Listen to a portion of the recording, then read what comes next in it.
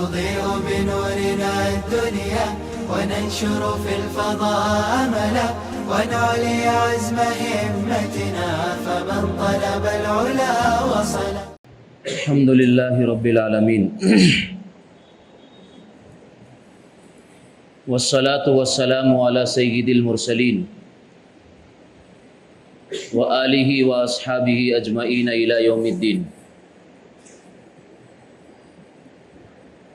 أعوذ بالله من الشيطان الرجيم. بسم الله الرحمن الرحيم. وقل اعملوا فسيرى الله أعمالكم ورسوله والمؤمنون وستردون إلى عالم الغيب والشهادة فينبئكم بما كنتم تعملون. وقال تبارك وتعالى فمنهم ظالم لنفسه ومنهم مقتصد ومنهم سابق بالخيرات بإذن الله. وقال رسول الله صلى الله عليه وسلم اللهم إني أسألك من خير ما تجيب به الرياح وأعوذ بك من شر ما تجيب به الرياح أو كما قال النبي علیہ الصلاۃ والتسلیم. قابل صد احترام برادران اسلام، بزرگوں اور عزیز بھائیوں،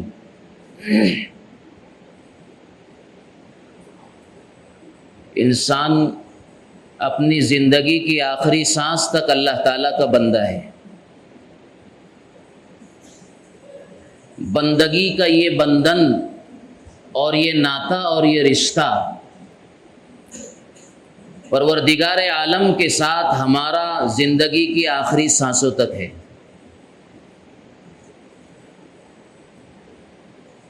اور ساری زندگی بندہ بن کر کے جینا انسان کا سب سے بڑا کمال ہے. اللہ تعالیٰ کو بندوں سے بندگی بہت پسند ہے، کیونکہ وہ قادر ہے، وہ حاکم ہے، وہ مالک ہے، اور ہم عاجز ہے، کمزور ہے، بندے ہیں، اور اللہ کے ہر وقت محتاج ہے. بندگی اللہ تعالیٰ کو بہت پسند ہے. یہی وجہ ہے کہ نبی اکرم صلی اللہ علیہ وسلم کو اللہ تعالیٰ نے سفر معراج کی جو بلندیاں عطا فرمائی، اس موقع پر ہمارے نبی کی جو شان اور صفت بیان کی گئی وہ عبدیت ہے. سبحان الذی اسری بعبدہ لیلا من المسجد الحرام الی المسجد الاقصی. پاک ہے وہ ذات جو اپنے بندے کو لے کر کے چلا. حالانکہ یہ مقام تو ہمارے نبی کے اس صفت کے بیان کرنے کا تھا جس سے آپ کی علو علو شان اور آپ کا عظیم المرتبت ہونا انسانیت کے سامنے اجاگر ہوتا. لیکن اس موقع پر اللہ تعالیٰ نے جو صفت کا انتخاب کیا اپنے نبی کی شان بتانے کے لیے وہ عبدیت ہے.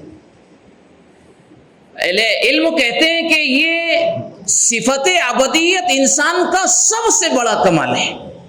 اسی کو اللہ تعالیٰ نے اس موقع پر استعمال فرمایا ہے. ہم اللہ تعالیٰ کے بندے صرف رمضان میں نہیں، رمضان المبارک گزر گیا، شوال المکرم جاری ہو گیا، عبادتوں کے انداز بدلیں گے، عبادتوں کی شکلیں بدلیں گی، عبادتوں کے طریقے بدلیں گے، لیکن عبادت باقی رہے گی، بندگی باقی رہے گی. رمضان میں روزے تھے، رمضان میں زکوٰۃ کا فریضہ تھا، صدقۃ الفطر کی شکل میں ہمیں انفاق کے راستے پر چلنا تھا، اور تلاوت قرآن وہ ہمیشہ جاری رہنے والی چیز ہے، وہ رمضان کے ساتھ متعین اور مختص نہیں ہے. لیکن شوال آ گیا، اب حج کی عبادت ہمارے سامنے آ رہی، تو عبادتوں کی اور بندگی کی شکلیں بدلیں گی. ایک سب سے بڑا سوال یہ پیدا ہوتا ہے، اور ہونا چاہیے بندہ مومن کے دل میں یہ سوال پیدا ہونا چاہیے کہ رمضان گزرا، اس کی عبادتیں گزری اور اس کے سارے جو ہے رحمتوں کے شکلیں اور صورتیں گزری ہے. میں نے رمضان جس طرح سے گزارا ہے، جن کیفیات کے ساتھ گزارا ہے، میری جو عبادتیں اور بندگی کی جو شکلیں تھی، اللہ تعالیٰ کی بارگاہ میں وہ قبول ہوئی یا نہیں ہوئی. یہ ہر بندے مومن اور مومنہ کو یہ خیال ضرور آنا چاہیے اپنے من میں، اپنے دل میں، اور اللہ تعالیٰ سے اس بات کی امید ضرور لگانا چاہیے کہ میری کی گئی عبادتیں اللہ کی بارگاہ میں قبول ہونا چاہیے اور اللہ انہیں قبول کرے. یہ سوال ہونا چاہیے. ایک اصولی بات آپ سمجھیے، شریعت مطہرہ میں عبادتوں کا ڈھانچہ، اس کی ظاہری شکل و صورت اور اس عبادت کو شریعت کے بتائے ہوئے اصول اور طرق پر انجام دینے کی جو صورتیں ہماری شریعت میں طے کی گئی ہے، وہ بھی مطلوب ہے، مستحسن ہے، پسندیدہ ہیں. لیکن عبادتوں کی صرف شکلیں اور صورتیں مطلوب نہیں ہیں. ان عبادتوں کے پیچھے ان پر مرتب ہونے والے جو ثمرات ہیں، جو نتائج ہیں اور جو ریزلٹ ہے اور جو اس کے مقاصد و اغراض ہیں، وہ ہماری زندگی پر مرتب ہونا چاہیے، مرتسم ہونا چاہیے، اور اس کے دور رس مفید ترین نتائج ہماری زندگیوں پر عیاں ہونا چاہیے اور مرتب ہونا چاہیے. اس کی ہم سب کو فکر کرنا ہے. اب یہ جو سوال ہمارے دل میں آئے اور آنا چاہیے کہ ہمارا رمضان اور عبادتیں قبول ہوئی، اللہ کی بارگاہ میں منظور ہوئی کیا نہیں ہوئی، یہ کیسے ہم جانیں گے کہ ہمارا رمضان قبول ہوا؟ کیسے جانیں گے؟ ہمارے علماء نے اس کی بہت بہترین مثال یہ دی ہے کہ ایک رمضان گزرنے کے بعد اگر ہماری زندگیوں میں خوشگوار تبدیلی ہم دیکھ رہے ہیں، نمازوں کی طرف طبیعتیں چل رہی ہے، نیکیوں کی طرف دل راغب ہو رہا ہے، اور رمضان المبارک کی شان کی طرح جس طرح گناہوں سے ڈر اور خوف محسوس ہوتا تھا، ڈر لگتا تھا گناہ کرنے کے لیے، قدم جانا چاہتے تھے لیکن اللہ کا دھیان آ جاتا، خوف آ جاتا تھا، اگر یہ کیفیت رمضان گزرنے کے بعد بھی نیکیوں کی طرف دل کا میلان اور گناہوں سے بچنے کی کیفیت اور اللہ کا دھیان اور خوف، اگر یہ کیفیت پیدا ہو رہی ہے، اگر ہم یہ دیکھ رہے ہیں، تو پتہ چلا یہ علامت ہے اس بات کی کہ اللہ تعالیٰ نے رمضان ہمارا قبول کیا اور اس کی عبادتوں کو شرف قبولیت عطا کیا. اور اگر اس کے برعکس ہے کہ رمضان تو گزر گیا، نیکیوں کی طرف چلتے تھے، گناہوں سے بچ رہے تھے، رمضان جیسے ہی ختم ہوا، ایک بڑا طبقہ ہماری سوسائٹی اور سماج و معاشرے کا ایک بڑا طبقہ، بڑے افسوس کی بات ہے، وہ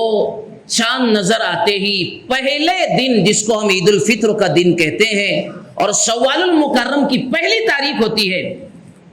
وہ گناہوں کی طرف بڑی تیز رفتار لپکتا ہے اور دوڑتا ہے. ایک بڑا طبقہ ہے. بلکہ ہمارے ہندوستان کے جو ایکٹر ہے، کچھ ہمارے ایسے بھی ایکٹر ہیں ہندوستان کے، ہمارے ہے تو مسلمان برائے نام، لیکن وہ عید الفطر کے موقع پر جو اللہ تعالیٰ سے رمضان بھر کی، مہینے بھر کی اپنی عبادتوں کا ثمرہ اور نتیجہ لینے کا موقع ہے، اللہ سے انعام حاصل کرنے کا دن ہے، اس دن ہمارے وہ ایکٹر ہمارے نوجوانوں کے لیے عید الفطر کا تحفہ کسی نئی فلم کی شکل میں دیتے ہیں. آپ دیکھو گے، آپ نے دیکھا ہوگا، پوسٹروں پر باقاعدہ لکھا ہوتا ہے عید الفطر کا نیا تحفہ. ایک نئی فلم ریلیز ہوئی، ایک نئی فلم مارکیٹ میں لانچ کی گئی، اور ہمارے نوجوانوں کا ایک بڑا سیلاب، ایک بڑا طبقہ اور اکثریت ایک ایسی جو اس کو دیکھنے کے لیے بے تاب، بے چین، بے قرار، بلکہ بعض اللہ تعالیٰ ان کی زندگیوں پر رحم کرے، اس آنے والی نئی فلم کو ایک نہیں، دو نہیں، کئی کئی مرتبہ جب تک وہ اس کے ایک ایک پارٹ کو اور اس کے ایک ایک سین کو اور اس کے ایک ایک منظر کو نہیں دیکھ لیتے، کئی مرتبہ جب تک ان کے دل بے چین کو قرار نہیں آتا ہے۔ اگر یہ کیفیت رمضان کے بعد ہے تو یہ علامت اور دلیل اس بات کی ہے کہ رمضان اور اس کی عبادتیں اللہ کے نزدیک نامنظور ہو گئی اور قبول نہیں ہوئی۔ ہمارے اکابرین میں حضرت حاجی امداد اللہ مہاجر مکی رحمۃ اللہ علیہ، ہمارے بزرگوں میں ایک بہت سنہرا نام ہے، یہ بڑا روشن نام ہے، اور سارے سلسلے جن سے ملتے ہیں جا کر، ہمارے جو ہے سلسلوں کی جتنی طریقے طرق ہے وہ سب جا کر کے ان سے ملتے ہیں، جنہیں اللہ تعالیٰ نے سید الطائفہ کا مقام عطا فرمایا۔ بڑے بڑے اجلا، کبار علماء اور مشائخین، جبال علم اور اہل فضل و کمال، جن کے آستانے پر اور دن کے دستے حق پر بیعت ہو کر جنہوں نے اپنی زندگیاں سواری سدھاری اور اپنے قلوب کی اصلاح کا انہوں نے جو ہے بیڑا اٹھایا، سید الطائفہ حاجی امداد اللہ مہاجر مکی رحمۃ اللہ علیہ، ان کے مریدین میں سے ایک نے ان کو یہ خط لکھا کہ حضرت ذکر کرتا ہوں لیکن ذکروں میں لذت نہیں آتی، نماز پڑھتا ہوں لیکن نماز میں دھیان نہیں آتا، اللہ کا توجہ والی نماز نہیں، دھیان والی نماز نہیں، ذکر کرتا ہوں لیکن ذکروں کی لذت نہیں آتی، اللہ اللہ کہتا تو ہوں لیکن اللہ اللہ کہنے میں مجھے وہ لذت نہیں آتی، دل اچاڑ ہو جاتا ہے، بس شروع کرتا ہوں کسی عمل کو اور شروع کرنے کی تھوڑی دیر بعد بس طبیعت ختم کرنے کو جی چاہتی ہے، طبیعت ختم کرنے کو چاہتی ہے۔ یہ کیفیت لکھی اپنے مرید نے حضرت حاجی امداد اللہ مہاجر مکی رحمۃ اللہ علیہ۔ حضرت نے بڑا پیارا جواب دیا، حضرت نے کہا کہ اللہ اللہ کہہ رہے ہو؟ جی ہاں، کیفیت نہیں آتی، لذت نہیں آتی۔ کہا کہ لذت مطلوب نہیں ہے، مقصود نہیں ہے، تم اللہ اللہ کہہ رہے ہو، ایک مرتبہ اللہ اللہ کہنے کے بعد جب دوبارہ اللہ اللہ کہنے کی تمہیں توفیق میسر آتی ہے، یہ دلیل ہے اس بات کی کہ اللہ نے پہلے اللہ کو قبول کر لیا۔ ہاں، یہ دلیل ہے اس بات کی کہ اللہ نے تمہارے پہلے اللہ کہنے کو قبول کر لیا۔ ایک نماز پڑھی، اس کے بعد دوسری نماز پڑھنے کی اگر توفیق ہو گئی تو یہ دلیل ہے کہ پہلی نماز اللہ تعالیٰ نے قبول کر لی، اسی لیے تو دوبارہ اس کے دل میں، اس کے دربار میں آنے کا دوبارہ خیال پیدا کیا اور داعیہ اور جذبہ پیدا کر دیا اللہ تعالیٰ۔ یہ دلیل ہے اس بات کی کہ اللہ نے قبول کیا۔ اسی لیے علماء کہتے ہیں کہ کیفیات مطلوب اور مقصود نہیں ہے، پسندیدہ تو ہے کہ آدمی جب نماز پڑھے تو اللہ کا دھیان نصیب ہو۔ اسی لیے ہمارے جماعت کے ہمارے احباب اور ساتھی بہت پیارا جملہ کہتے ہیں، ہمیں بہت پسند لگتا ہے وہ، اور اس میں ہماری بندگی کا راز چھپا ہوا ہے۔ ہمارے جماعت کے احباب کہتے ہیں کہ نماز سے یہ چاہا جا رہا ہے کہ ہماری زندگی صفت صلاۃ پر آ جائے۔ یہ کہتے ہیں نا جملہ، صفت صلاۃ پر آ جائے، کہ نماز کے اندر جس طرح نگاہیں ایک جگہ پر ٹکی ہوئی ہے، کان سلامت اور محفوظ ہے غلط چیزوں سے، اور استقامت کے ساتھ پیر جمے ہوئے ہیں، یاد الہی میں آدمی اس کے رکوع اور سجدے کی کیفیات میں لگا ہوا ہے، یہ جس طرح اس پوزیشن میں وہ ادھر ادھر نہیں دیکھتا اور غلط کاموں سے بچائے، یہ 11 مہینے یعنی نماز سے ہٹ کر کے یہ زندگی اور یہ کیفیت مت نصیب ہو جائے، اسی کو کہتے ہیں صفت صلاۃ۔ اسی کو مفکر اسلام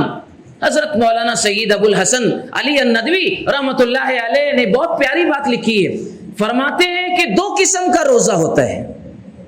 ایک روزہ تو وہ ہے جو ہم نے رمضان میں رکھا ہے،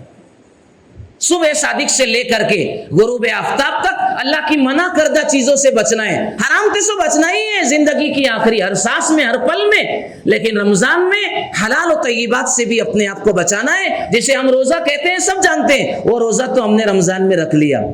لیکن اب رمضان گزر گیا،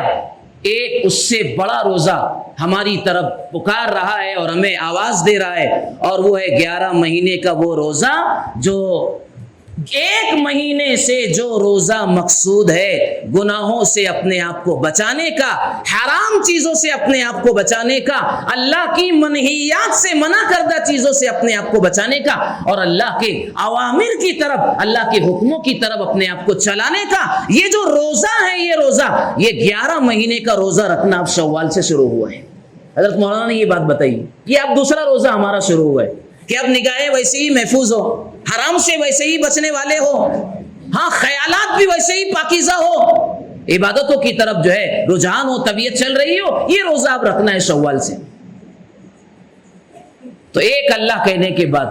دوسری مرتبہ اللہ کہنا اگر موقع مل گیا تو اللہ تعالیٰ نے پہلے کیے ہوئے اللہ کو، کہے ہوئے اللہ تعالیٰ کو اللہ نے قبول فرمایا۔ ہمارے بزرگوں نے ہماری بڑی رہنمائی کی۔ بعض حضرات پر حالات آ جاتے ہیں، زندگی میں بڑے حالات سے لوگ گزرتے ہیں، کچھ لوگوں کے احوال سامنے آ جاتے ہیں، کچھ لوگوں کے نہیں آتے ہیں۔ اس دنیا میں مصیبتوں کا آنا اور اس دنیا میں حوادثات کا پیدا ہونا اس دنیا کا خاصہ ہے، یہ نظام فطرت کا اور نظام کائنات کا حصہ ہے، اٹوٹ حصہ ہے، یہ کبھی اس سے جدا نہیں ہو سکتا ہے۔ رحمتیں بھی اللہ کی طرف سے آئے گی، مصیبتیں بھی اللہ کی طرف سے آئے گی، لیکن بندے مومن کا کردار کیا ہونا چاہیے؟ کون سی آنے والی مصیبتیں اللہ کی طرف سے ہمارے لیے رحمت ہے اور کون سے حالات اور مصیبتیں پریشانیاں اللہ کی طرف سے جو آتی ہے وہ ہمارے لیے زحمت ہے؟ اس کا تھرمامیٹر کیا ہے؟ اس کی کسوٹی اور معیار کیا ہے؟ ہمارے بزرگوں میں ایک بہت سنہرا نام ہے، حضرت مولانا اشرف علی تھانوی، حضرت مولانا اشرف علی تھانوی رحمت اللہ علیہ۔ اللہ تعالیٰ نے حکیم الامت بنا دیا، مجدد الملت بنا دیا، دین کے وہ ابواب اور شعبے اور دین کے وہ نقشے جو امت میں مردہ تھے، اللہ تعالیٰ نے وہ بصیرت، وہ فراست مومنانہ اور وہ اللہ تعالیٰ نے علم کی گہرائی و گہرائی سے حضرت تھانوی رحمۃ اللہ علیہ کو اللہ تعالیٰ نے مالا مال کیا تھا، جو بہت کم لوگوں کے حصے میں وہ چیز اور وہ نعمت نصیب ہوئی۔ حضرت نے فرمایا کہ دیکھو، انسان پر مصیبتیں اور حالات آتے ہیں، کون سی مصیبتیں انسان کے لیے رحمت ہے، کون سی مصیبتیں انسان کے لیے زحمت ہے، اس کو سمجھنے کے لیے بہت پیارا اصول، معیار اور کسوٹی انہوں نے ہمیں بتائی۔ لکھا ہے حضرت نے، کہا کہ دیکھو انسان پر جب مصیبتیں آئے تو مصیبتیں جب چل رہی ہے، دوران مصیبت اور مصیبتوں کے ختم ہو جانے کے بعد انسان کے دل میں یہ خیال اور یہ جذبہ اور بات پیدا ہو کہ یہ مصیبت میرے کسی گناہ اور میری کسی غلطی کی وجہ سے آئی تھی، ہے نا، میری طرف سے کوتاہی گئی، اعمال کی کوتاہی، کسی بھی کردار کی کوتاہی، حلال و حرام کے درمیان تمیز کرنے کی کوتاہی، یا اور کوئی زبان کی غلطی، نگاہوں کی غلطی وغیرہ، میری کوتاہی کی وجہ سے یہ مصیبتیں مجھ پر آئی تھی، اللہ تعالیٰ نے اب انہیں ختم کر دیا۔ اگر دوران مصیبت یا مصیبتوں کے خاتمے کے بعد اگر یہ کیفیت پیدا ہوگی اور یہ خیال اگر آ گیا، حضرت تھانوی نور اللہ مرکزہ فرماتے ہیں کہ یہ مصیبتیں اس بندے کے لیے رحمت بن کر آئی تھی، اب اس کے درجات بلند ہوں گے۔ اسی لیے میں آپ کو بعض روایتوں کا مضمون بتا رہا ہوں۔ بعض روایتوں کا مضمون یہ ہے کہ جب کسی بندے کے اعمال، جو بندہ عبادتوں کے ذریعے اللہ تک پہنچنا چاہتا ہے اور اس کا تقرب حاصل کرنا چاہتا ہے، ایک بات بڑی پیاری علماء نے یہ لکھی ہے کہ اللہ نے ہر بندے کے لیے اپنے نزدیک اس کا ایک مقام لکھا ہے، تقربات کے درجات الگ الگ ہیں، اللہ تعالیٰ نے ہر بندے کا ایک درجہ لکھا ہے۔ اب اگر کسی بندے کو اللہ تعالیٰ اس مقررہ درجے تقرب سے اگر آگے بڑھانا چاہتے ہیں تو اگر عبادتوں کے ذریعے سے کوئی بندہ اس تقرب کے اعلیٰ درجے کو اگر نہیں پہنچ سکتا ہے تو اللہ تعالیٰ کا ایک نظام یہ بھی ہے کہ اللہ تعالیٰ اس پر مصیبتیں، بیماریاں، پریشانیاں، بدن کی تکلیفیں، مال سے آنے والی تکلیفیں، اولاد کی طرف سے آنے والی تکلیفیں، سوسائٹی و سماج کی طرف سے لگنے والے الزامات کی تکلیفیں، مختلف النوع تکلیفیں اور حوادثات بھیج کر کے اللہ تعالیٰ اس بندے کو تقرب اور مرتبے کے اس اعلیٰ مقام پر اللہ تعالیٰ لے جانا چاہتے ہیں کہ اگر وہ بندگی اور عبادتوں کے راستے سے اگر اس مقام تک جانا چاہتا تو نہیں جا سکتا تھا۔ دیکھو یہ بھی رحمت ہے۔ اب ظاہر سی بات ہے اس طرح کی مصیبتوں کا آنا رحمت بن گیا کہ ہم عبادتوں سے وہ مقام نہیں لے سکتے تھے، اللہ نے مصیبتیں ڈال کر کے، حوادثات میں گھرا کر کے، اور تھوڑا دنیا کے جھمیلوں اور تھپیڑوں سے گزار کر کے اللہ تعالیٰ نے اس کو تقرب کا اور اپنے نزدیک وہ مقام عطا کر دیا جو عبادت کے راستے سے وہ نہیں لے سکتا تھا۔ اس طرح سے بھی یہ چیزیں بندے کے لیے رحمت ہو جاتی ہیں۔ اور اگر مصیبتیں آئے، پریشانیاں بندے کے اوپر آئی ہے، اور اگر اس دوران مصیبت یا اس کے جانے کے بعد آدمی کو یہ خیال نہیں جاتا کہ میری کردار اور میری غلطی کی وجہ سے یہ حالات آئے تھے، لیکن اس کی زبان پر شکوہ جاری ہوتا ہے، شکایتوں کا پل باندھتا ہے، اور جس سے ملے اس سے اپنے حالات کی جو ہے گمبھیرتا اور اپنے حالات کی پریشانیوں کا وہ تذکرہ چھیڑ دیتا ہے، اور اس کی زبان پر کبھی یہ نہیں آتا کہ یہ میری غلطی کی وجہ سے ہوا ہے۔ ایسے بندوں کے لیے ان حالات اور پریشانیوں کا آنا زحمت ہے، مصیبت ہے۔ تو رمضان المبارک گزر گیا، قبول ہوا نہیں ہوا، اب یہ زندگی ہمیں بڑی سنبھل کر کے، بڑی احتیاط کے ساتھ اور بڑے اللہ تعالیٰ کے طرف توجہ کر کے گزارنے کی ضرورت ہے۔ اب اپنے اوپر دھیان رکھنا ہے ہر آدمی کو کہ اب میری زندگی کیسے گزر رہی ہے، رمضان کے بعد شوال والی زندگی، اب یہ 11 مہینے کی زندگی میں کیسے گزار رہا ہوں، میری کیا کیفیتیں ہیں۔ اس لیے کہ عمل کے بعد عمل کے نتائج شریعت میں بہت اہمیت رکھتے ہیں۔ ہاں، عمل کے بعد عمل کے نتائج بڑی اہمیت رکھتے ہیں۔ جیسے نماز کے بارے میں اللہ تعالیٰ نے کیا فرمایا، دلیل دے رہا ہوں، اقیم الصلاۃ لذکری، نماز میری یاد کے لیے قائم کرو۔ نماز کی ظاہری شکل ہے، رکوع ہے، سجدہ ہے، قیام ہے، قومہ ہے، جلسہ ہے۔ ہم نے یہ ساری چیزوں کو فالو کر لیا، ہم نے نماز ادا کر لی، قاعدہ کر لیا، سلام پھیر دیا، لیکن یہ ڈھانچہ اور یہ نماز کی شکل ہے، اس کی صورت ہے یہ۔ اب اس کے بعد مقصود نماز کیا ہے، لذکری، تمہاری زندگیوں میں میری یادیں زندہ ہو جائیں۔ ہاں، تمہاری زندگی میں میری یادیں زندہ ہو جائیں، کہ نماز اللہ تعالیٰ کی یاد دلانے والی، اللہ سے قریب کرنے والی عبادت ہے۔ اگر نماز کے پڑھنے کے بعد غیر نماز کی زندگی اللہ کی یادوں سے اگر آباد ہے، اور وہ کیا طریقہ ہے، کیا سمجھیں گے، کیسے سمجھ میں آئے گا، وہ یہ کہ اب نیکیوں کی طرف طبیعتیں چلنے لگے، اور گناہ کرنے سے پہلے اس کا ڈر، کرنے سے پہلے کرنے کا ڈر اور خوف پیدا ہو رہا ہے، تو یہ گویا اللہ کی یادیں زندہ ہو، گویا کہ نماز کی کیفیت اور اس کا نتیجہ ہم کو حاصل ہو رہا ہے۔ ہم نے روزہ رکھا رمضان کے اندر، روزے کا جو مقصود بیان کیا گیا تھا لعلکم تتقون، تقوی والی زندگی آ جائے۔ تقوی کا صرف آسان لفظوں میں خلاصہ یہ جو پوری شریعت کا خلاصہ ہے کہ اللہ نے جن کاموں کے کرنے کا حکم دیا ہے بندہ اس کو کرنے والا ہو جائے، اور اللہ تعالیٰ نے جن کاموں سے روکا ہے بندہ ان کاموں سے اپنے آپ کو روک لے، یہ تقوی ہے، اور یہی ہماری پوری شریعت کا خلاصہ اور لب لباب ہے، اس کا نچوڑ ہے۔ کرنے کے کام زندگی میں آ جائے، نہ کرنے کے کاموں سے آدمی بچنے والا بن جائے۔ تو نتائج عمل، عمل کے نتائج بہت اہمیت رکھتے ہیں۔ آپ کو میں دلیل دے رہا ہوں، غزوہ تبوک کا موقع ہے، نبی اکرم صلی اللہ علیہ وسلم نے رخت سفر باندھا، لمبا سفر ہے، 1200 کلومیٹر سے زائد، چلچلاتی دھوپ ہے، ہمارے نبی کی زندگی کا آخری معرکہ، اور اس کو آخری غزوہ کہیں گے، جس میں ہمارے نبی بنفس نفیس شریک رہے۔ بڑا ٹیڑھا اور کٹھن مرحلہ تھا صحابہ کے لیے،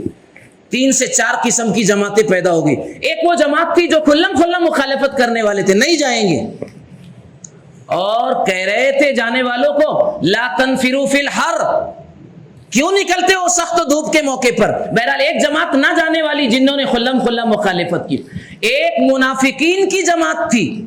جو بظاہر جانے کا ڈھونگ رچا رہے تھے، لیکن ان کے من میں نبی کا ساتھ دینا نہیں تھا، ایک منافقین کی یہ جماعت تھی، اور ایک مخلصین صحابہ کی جماعت تھی جو نبی کے ساتھ بالکل ہمہ وقت جان دینے کے لیے تیار، سر تسلیم خم ہے، جو مزاج یار میں آئے، نبی نے جو کہہ دیا اسے کرنا ہے، اور آپ کو معلوم ہونا چاہیے کہ غزوہ تبوک کے موقع پر چند صحابہ ایسے بھی تھے جو بڑے مخلص تھے، دل بالکل صاف تھا، اور اس غزوے میں دل کے ہزاروں چاہتوں کے ساتھ وہ شریک ہونا چاہتے تھے، لیکن تھوڑا سا تاخیر، تھوڑی سی تاخیر اور ٹال مٹول کہ بھئی تھوڑی دیر سے چلے جائیں گے، آج نہیں کل چلے جائیں گے، ہمارے پاس تیز رفتار سواریاں اور اونٹنیاں ہیں، ہم بعد میں جا کر کے پہلے والوں کو مل جائیں گے، بالکل ارادہ جانے کا پکا تھا، لیکن تھوڑی سی تاخیر ہوئی، ٹال مٹول ہوا اور وہ غزوہ تبوک میں پیچھے رہ گئے۔ قرآن کریم نے ان کا تذکرہ مکمل کیا ہے، وَعَلَى الثَّلَاثَةِ الَّذِينَ خُلِّفُوا حَتَّى إِذَا ضَاقَتْ عَلَيْهِمُ الْأَرْضُ بِمَا رَحُبَتْ ثُمَّ وَلَّيْتُم مُدْبِرِينَ۔ قرآن نے ان کا تذکرہ کیا اور احادیث مبارکہ میں ان 3 صحابہ کا نام ذکر کیا گیا ہے، انس ابن مالک ہے، مرارہ ابن ربیع ہے اور ہلال ابن امیہ۔ یہ صحابہ تھے جو نہیں جا سکے، چاہتے تھے جانا نبی کا ساتھ دینا، لیکن نہیں جا سکے، جانے والے جا کر کے واپس آ گئے۔ اب یہ پریشان ہیں، اللہ تعالیٰ نے سب کی کیفیتیں قرآن میں بتا دی کہ دیکھو یہ جو منافقین ہیں یہ تو ابھی آئیں گے اور جھوٹی قسمیں کھائیں گے، جھوٹی قسمیں کھائیں گے اور کہیں گے کہ ہم آپ کے ساتھ آنا چاہتے تھے لیکن نہیں آ سکے، ہمارا یہ عذر تھا، ان بیوتنا عورہ وما ہی بعورہ ان یریدون الا فرارا، کہیں گے ہمارے گھر غیر محفوظ تھے اس لیے نہیں آ سکے وغیرہ، یہ بہانے بنائیں گے، جھوٹی قسمیں کھائیں گے، یہ تو منافقین ہیں۔ لیکن جو صحابہ مخلص تھے اور جانا چاہتے تھے، اب وہ اپنی توبہ کا راستہ ڈھونڈ رہے ہیں، ہماری توبہ کیسے؟ انہوں نے سوچا کہ بڑا جرم ہو گیا ہم سے، نبی نکلے، صحابہ نکلے، اسلام کی آبرو کو بچانے کے نکلے تھے اور اسلام کی شوکت کے جھنڈے گاڑنے کے لیے نکلے تھے، ہم شریک نہ ہو سکے، کیا ہوگا ہماری توبہ کیا ہوں گی؟ پریشان۔ نبی کے آنے کے بعد اپنی توبہ انہوں نے پیش کی، اللہ تعالیٰ نے ان کے بارے میں کیا کہا؟ میں نے جو آیت خطبے میں پڑھی اس کا تعلق یہ، اللہ تعالیٰ نے ان کے بارے میں کہا وَقُلْ اعْمَلُوا فَسَيَرَى اللَّهُ عَمَلَكُمْ وَرَسُولُهُ وَالْمُؤْمِنُونَ وَسَتُرَدُّونَ إِلَىٰ عَالِمِ الْغَيْبِ وَالشَّهَادَةِ فَيُنَبِّئُكُم بِمَا كُنتُمْ تَعْمَلُونَ۔ اے نبی ان سے کہہ دو یہ مخلصین ہیں اگرچہ لیکن ابھی توبہ قبول نہیں، ہاں نتائج دیکھے جائیں گے، بعد کے احوال پچھلے گزرے ہوئے احوال کے لیے معیار ہوتے ہیں، رمضان کے بعد کی زندگی رمضان میں گزری ہوئی زندگی کے لیے کسوٹی ہوگی، رمضان میں کی جانے والی عبادتیں رمضان کے بعد کی زندگی اور کیفیات ان کے لیے معیار بنیں گی کہ وہ کیفیتیں اور وہ عبادتیں منظور ہے یا نامنظور ہے، بعد کی زندگی دیکھی جائے گی۔ اللہ تعالیٰ نے ان صحابہ سے فرمایا اے نبی ان سے کہو اعملو، ابھی عمل کرو، سلسلہ عمل ختم نہیں ہوا، سلسلہ عمل جاری ہے۔ اور آگے کیا کہا اللہ نے؟ فَسَيَرَى اللَّهُ عَمَلَكُمْ وَرَسُولُهُ وَالْمُؤْمِنُونَ، ان قریب تمہارے عمل کو اللہ بھی دیکھے گا، بعد میں کیسے رہتے ہو یہ دیکھیں گے، دیکھو رمضان بعد کیسے رہتے ہو یہ دیکھیں گے، بعد کی زندگی تمہاری دیکھیں گے، نبی کے ساتھ کتنا مخلصانہ تعاون تمہارا رہتا ہے، اسلام کے خاطر تم کتنی قربانیاں دینے کا درد اپنے اندر رکھتے ہو، یہ تمہاری اگلی اور بعد کی زندگی کو دیکھا جائے گا، اللہ بھی دیکھے گا، اس کا رسول بھی دیکھے گا اور اہل ایمان بھی دیکھیں گے کہ تم کیسا عمل کرتے ہو۔ جی یہ بتایا جا رہا ہے کہ بعد کے احوال بڑے اہم ہوتے ہیں۔ ابھی میرے بھائیوں بڑے افسوس کی بات یہ بات ہے، ہمارے برادران وطن کا ابھی تہوار گزرا ہے، ابھی ہولی گزری، مارچ کے اس مہینے میں ان کے بہت سارے تہوار گزرے ہیں، بعض علاقوں کی یہ باتیں ہیں، میں یہاں کا تو نہیں جانتا لیکن خبریں یہ ہے کہ اب مسلمانوں کا حال یہ ہو گیا کہ توحید کے سلسلے میں بھی مسلمان کمپرمائز کر رہا ہے، باقاعدہ دیوی دیوتاؤں کے وسرجن میں، دیوی دیوتاؤں کے استافت کرنے میں اور ان کو نصب کرنے میں مسلمان شانہ بشانہ شریک ہے۔ اس کی ویڈیوز ہے، اس کی آڈیوز ہے اور اس کے مناظر لوگوں نے اپنی آنکھوں سے دیکھا کہ بارے علماء نے اپنے علاقے میں اس پر تنبیہ فرمائی کہ اب مسلمان توحید کے سلسلے میں بھی لچک پیدا کر چکا ہے اور برادران وطن کے تہواروں، ان کے مشرکانہ اور ان کے کافرانہ اور ان کے اسلام مخالف جو ہے ایکٹیویٹیز میں اور اسلام مخالف جو ہے ان کے پروگراموں میں مسلمانوں کی شرکت اب کوئی مسلمان عیب نہیں مانتے کچھ لوگ۔ توحید کے سلسلے میں دو راہیں، ایک راہ ہماری طے ہے، اس سلسلے میں کوئی کمپرمائز اور مسالات کی کوئی گنجائش نہیں۔ سیدنا ابراہیم علیہ السلام جنہیں جد امجد کہا جاتا ہے، کیا دعا فرمائی تھی سیدنا ابراہیم علیہ السلام نے؟ دعا فرمائی تھی ربی انہن اضللن کثیرا من الناس، اے اللہ مجھے اور میری ذریت کو، مجھے اور میری ذریت کو بچانا کس سے؟ وَجْنُبْنِي وَبَنِيَّ أَن نَّعْبُدَ الْأَصْنَامَ، وَجْنُبْنِي وَبَنِيَّ أَن نَّعْبُدَ الْأَصْنَامَ، مجھے بھی بچانا اور میری نسلوں اور جنریشن کو بھی بچانا، أَن نَّعْبُدَ الْأَصْنَامَ، کہ ہم اصنام اور بتوں کی پرستش کریں۔ موحد کبیر، موحد اعظم سیدنا ابراہیم علیہ السلام کی دعا کو اللہ تعالیٰ نے قرآن میں نقل کر کے یہ بتایا اور یہ سبق دیا ہے کہ نبی ہو، نبوت کا تاج جس کے سر پر ہو، گھرانہ جس کا نبوت کا ہو، شرک کی، کفر کی، بدعقیدگی کی خوبو بھی جن کی زندگیوں سے کبھی نہیں آ سکتی ہو، ان سے یہ دعا کروا کر کے پوری ملت اسلامیہ کو، اہل ایمان کو یہ بات سمجھائی گئی ہے کہ بتوں کی پرستش یعنی مشرکانہ اور کافرانہ زندگی سے پناہ اللہ کی مانگتے رہنا چاہیے۔ یہ بات اس لیے کہہ رہا ہوں کہ ہم لوگ فتنوں کے دور سے گزر رہے ہیں، فتنے اپنی الگ الگ شکلوں میں آ رہے ہیں۔ ابھی بتاؤ ایک فتنہ دجال کی آمد ہے، وہ قریب ہے اس کا آنا، جو حالات بن رہے ہیں دنیا کے اور جو کلائمیٹ پوری دنیا اور ورلڈ کا بن رہا ہے یہ بتا رہا ہے کہ دجال بہت قریب آنے والا ہے۔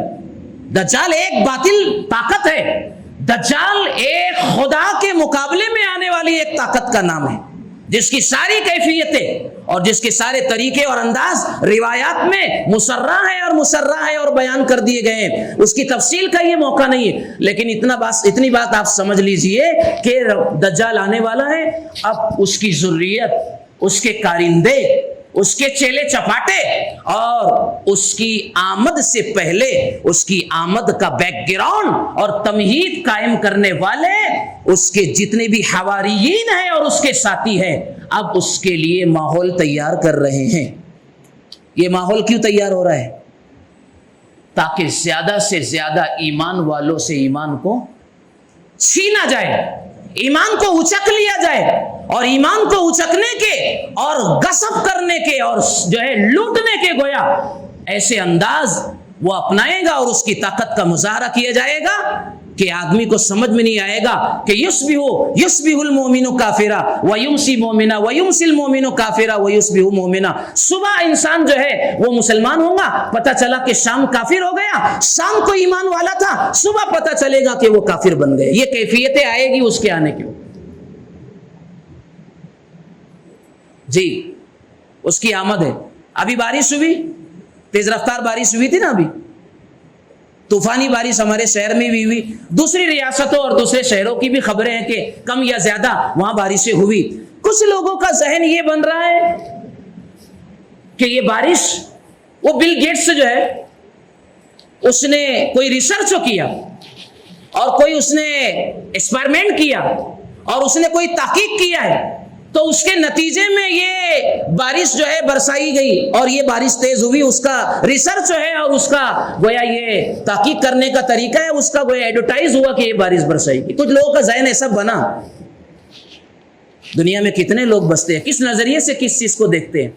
نہیں، اسلام دشمن طاقت ہے یہود و نصارہ، یا کہو کہ دجال کے ماننے والے جو کارندے ہیں اور اس کی آمد کا گویا پرچار کرنے والے جو لوگ پورے پھیلے ہوئے ہیں، وہ گویا ہم لوگوں کو یہ خیال دلا کر کے یوٹیوب پر اور انٹرنیٹ کے راستے سے، سوشل میڈیا کے راستے سے ہمارے ذہن و دماغ میں اس طرح کی باتوں کو ڈال کر کے گویا دجال کی طاقت کو بیٹھانا چاہتے ہیں۔ دجال کی طاقت کو بتا، یہ ایسی طاقت ہوگی کہ وہ جب چاہے گا تو بارش برسا دے گا، جب چاہے گا جو ہے وہ سوکھے میں سبزہ اگا دے گا، اور جو ہے ریگستانوں کو وہ گلستہ بنا دے گا، باغ و بہاری پیدا کر دے گا، جب چاہے گا کسی کی جان لے گا، جب چاہے گا کسی کو زندگی دے گا۔ اس طرح کی طاقتیں اللہ تعالیٰ اس کو دیں گے، وہ صرف اور صرف ہمارے امتحان کے لیے۔ تو آج یہ بات چلائی جا رہی ہے کہ وہ اس کی طاقت کا یہ مظاہرہ ہے، بالکل غلط بات ہے۔ یہ سب اللہ کے کرنے سے ہے۔ ایمان یہ ہے ایمرجنسی حالات ہو، وقتی حالات ہو، اچھے ہو یا برے ہو، اور پہلے سے پروگرام کے مطابق اگر کوئی حالات آ رہے ہیں، ہمیں نظر آ رہے ہیں، یہ سب کچھ اللہ کے کرنے سے ہے۔ یہی تو ایمان اور کفر کا مقابلہ، یہی خیر اور شر کا مقابلہ ہے۔ اب آ جاؤ اس حدیث پر جو میں نے خطبے میں پڑھی تھی،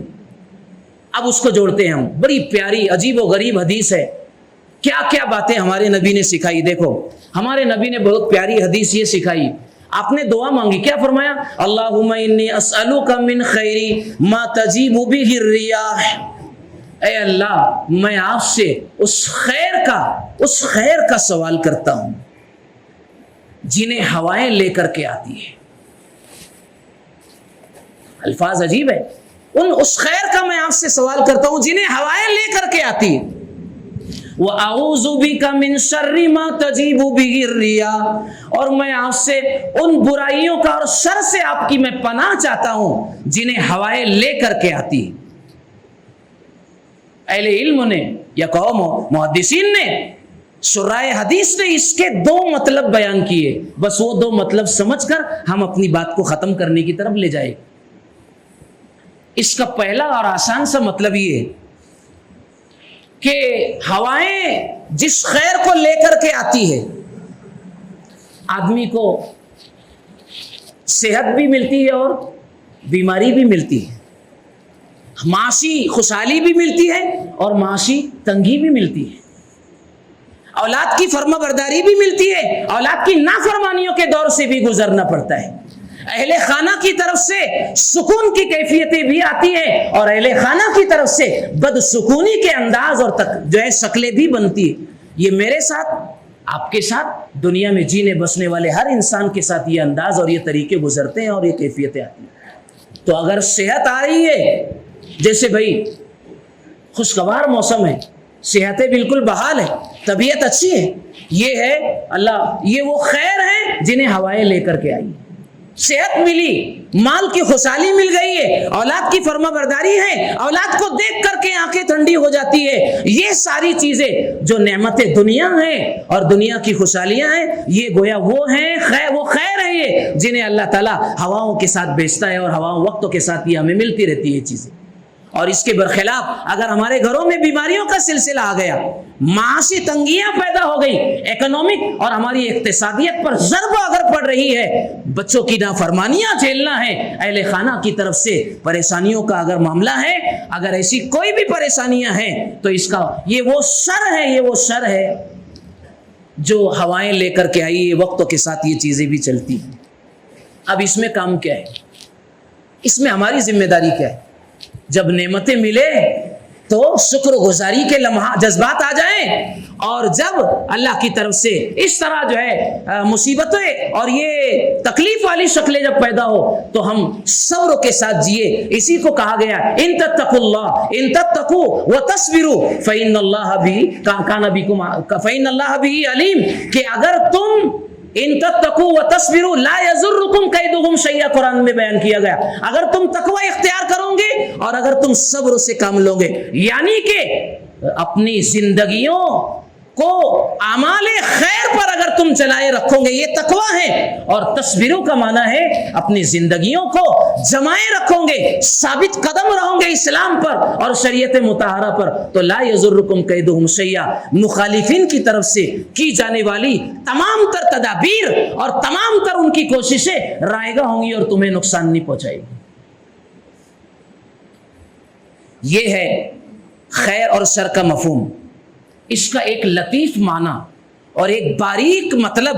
شرائع حدیث نے یہ بیان کیا ہے۔ اللہم انی اسألک من خیری ما تجیب بہ الریاح، اے اللہ میں آپ سے اس خیر کا سوال کرتا ہوں جنہیں ہوائیں لے کر کے آتی ہے۔ کیا مطلب ہے اس کا؟ اس کا مطلب یہ ہے کہ ایمان کی کیفیت ایمان، اگر کیفیت ایمان میں اضافہ ہو رہا ہے، اللہ کی ذات عالی سے تعلق بڑھ رہا ہے، اور ذکر اور فکر کی طرف زندگی اگر زیادہ طاقت سے اگر چل رہی ہے،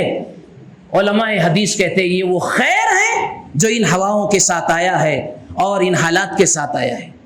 کہ وہ زمانہ گزر رہا ہے آگے، ہواؤں کا مطلب زمانے کا گزرنا، زمانہ آگے گزر رہا ہے، اور اگر کیفیت ایمان بڑھ رہی ہے، اللہ سے تعلق اور رابطہ بڑھ رہا ہے، اور حلال و حرام کی تمیز یہ زیادہ ہماری طاقتور اگر بن رہی ہے، تو یہ وہ خیر ہے جو گردش زمانوں کے ساتھ ہمیں نصیب ہو رہا ہے، جس پر اللہ کی شکر و گزاری کا موقع ہے۔ اور اگر دھیرے دھیرے توحید سے اگر آدمی ہٹ رہا ہے، غیروں کی طرف اس کا جھکاؤ بڑھ رہا ہے، اسلام اور اسلام کی تعلیمات کو چھوڑ کر کے برادران وطن کے مشرکانہ کافرانہ انداز زندگی اسے اچھے معلوم ہوتے ہیں، اور ان کے پروگراموں میں شانہ بشانہ شرکت ہو رہی ہے، اور دل دکھتا نہیں،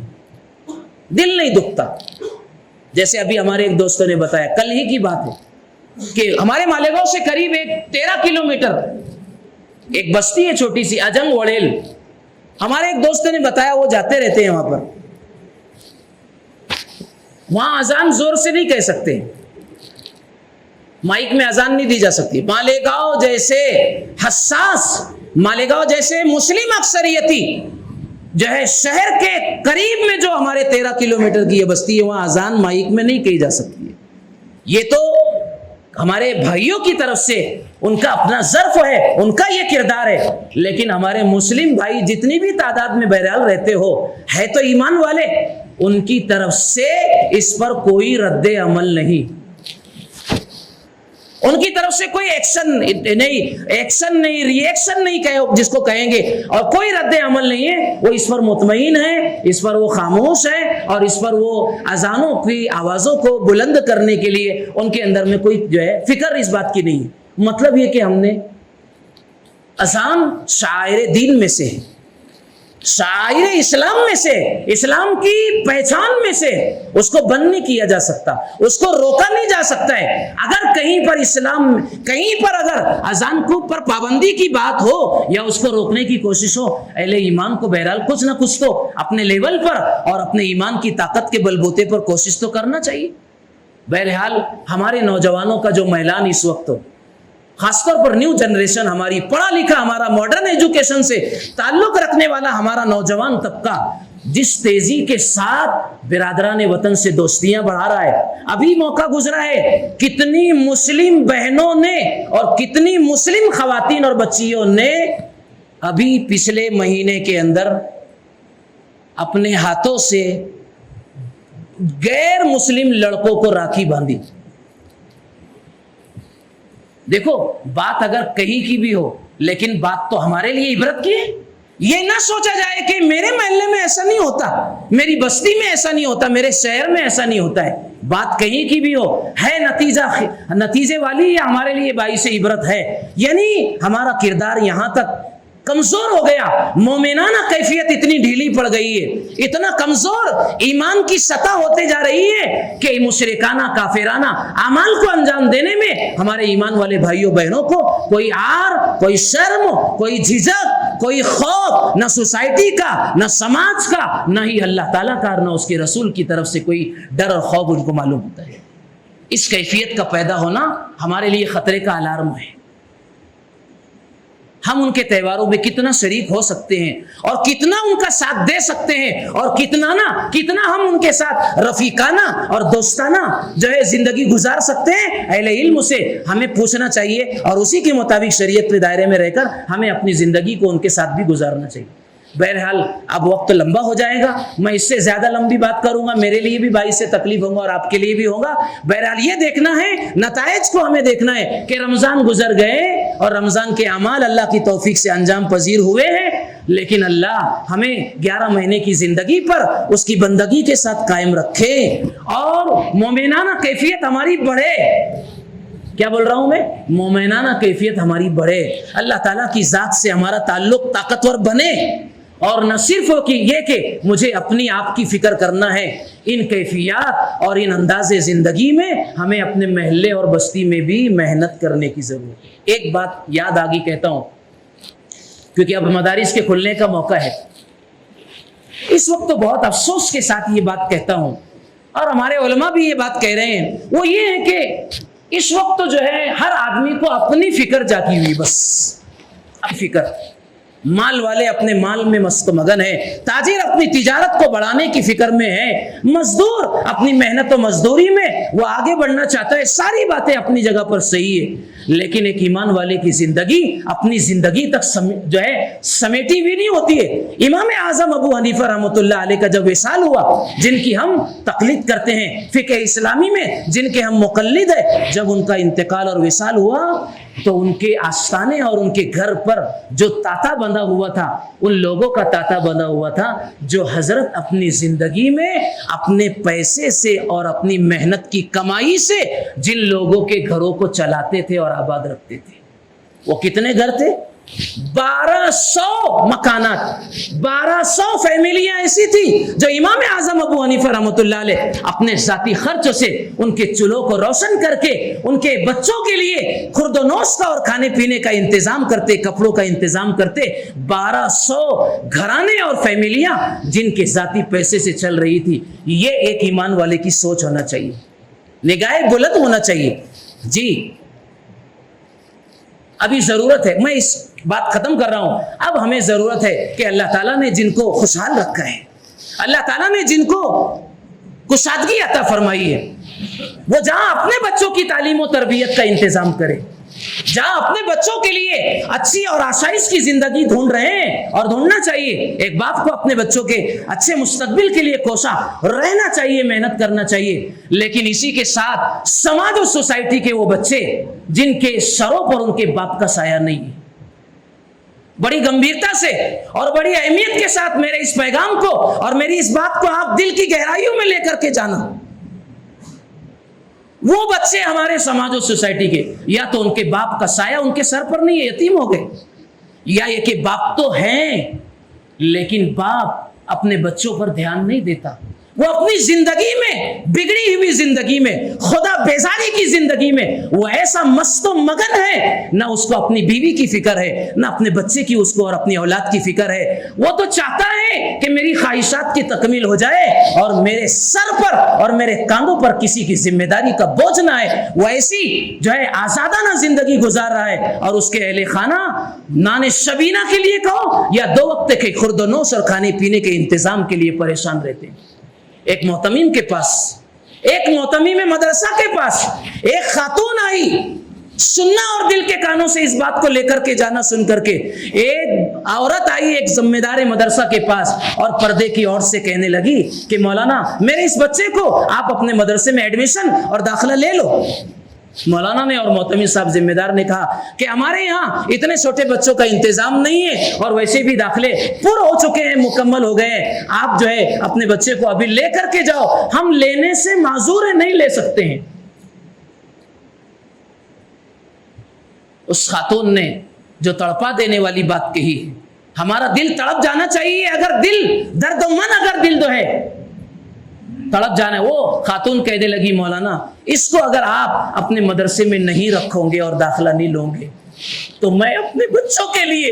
2 وقت کی روٹی کا انتظام کیسے کروں گی؟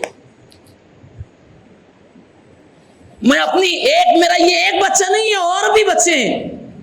میرے یہاں کوئی کمانے والا ذمہ دار نہیں ہے، اگر آپ میرے بچوں کو نہ لیں گے تو میں ان کے کھانے اور پینے کا انتظام کیسے کر سکتی ہوں؟ کم سے کم میرا بچہ آپ کے یہاں 2 وقت کھا تو سکتا ہے۔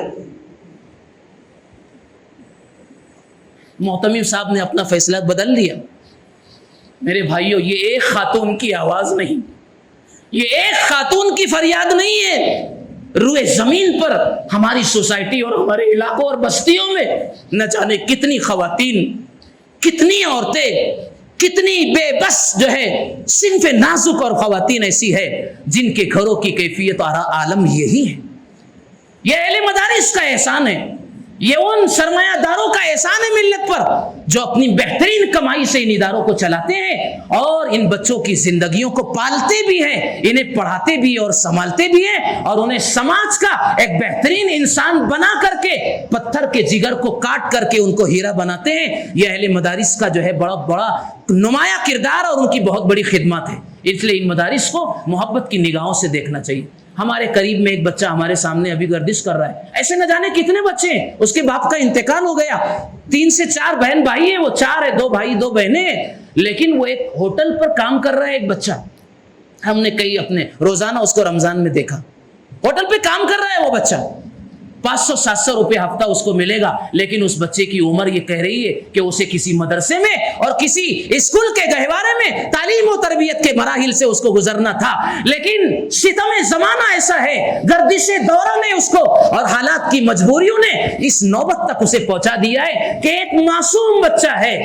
جس کے ہاتھوں اور پیروں میں وہ طاقت و جان نہیں کہ جو بھاری کام کر سکے، وہ ہوٹل میں پلیٹیں اور ساسر دھو کر کے اپنے گھر کے گزر اور بسر کے لیے معاون اور مددگار بننا چاہتا ہے اور ماں کا ہاتھ بتانا چاہتا ہے۔ کہاں ہے وہ سرمایہ دار، کہاں ہے وہ اہل ثروت، کہاں ہے وہ دھڑکتا دل اپنے سینوں میں رکھنے والے افراد جن کو اللہ تعالیٰ نے ایسی دولت عطا فرمائی ہے، ایسی دولت عطا فرمائی ہے کہ جو اپنے گھر کا باتھ روم بھی 400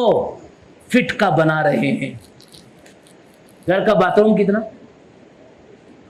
400 فٹ۔ ایک مکان تعمیر ہو گیا، اچھا ہے، چند ہی سال گزرے تھے، لیکن شوق نے انگڑائیاں لیا اور جدت پسندی نے ان کے اوپر ڈیرا ایسا ڈالا کہ اب اس مکان کو توڑ کر کے دوسرا مکان بنانا چاہتے ہیں۔ گارے اور مٹی میں پیسے امت کے بہت زیادہ خرچ ہو رہے ہیں، تقریبات خوشیوں پر امت کے دولتیں لٹ رہی ہے اور بہ رہی ہے۔ اس سے بہتر ہماری ذمہ داریاں یہ ہے کہ ہم ایسے بچوں کی تعلیم کا انتظام کریں گے۔ کہو انشاءاللہ۔ اپنے جیب خاص سے کسی اچھے بچے کو ہم اسکول پڑھائیں گے، اس کو ٹیلنٹڈ بنائیں گے، اس کو انجینئر پروفیسر بنا دیں گے، یہ بھی دین کی خدمت ہے اور اس کے ذریعے سے اللہ تعالیٰ نہ جانے خدمت کا کتنا کام لے گا۔ کسی بچے کو حافظ قرآن، عالم دین اور نہ جانے اس کے لیے زندگی میں روشن مستقبل کا ہم سامان پیدا کریں گے۔ اللہ نے دولتیں اس لیے بھی دی ہیں اور یہ زندگیاں ہمارے لیے اس لیے بھی ہے، درد دل کے واسطے پیدا کیا انسان کو، ورنہ طاعت کے لیے کچھ کم نہ تھے کر رو بیاں۔ یہ درد دل ہونا چاہیے۔ بھئی ہمارا یہ پیغام ہے، خود اپنی زندگی پر غور کریں گے کیسی گزر رہی ہے اور ہم اوروں کی بھی فکر کرنے والے بنیں گے۔ ایسے کمزور گھرانے بچوں کے لیے ہم ان کے چولوں کا بھی انتظام کریں گے اور ان کے بچوں کی تعلیم و تربیت کا بھی انتظام کریں گے۔ اللہ تعالیٰ مجھے آپ کو عمل کی توفیق دے۔ آخر سنت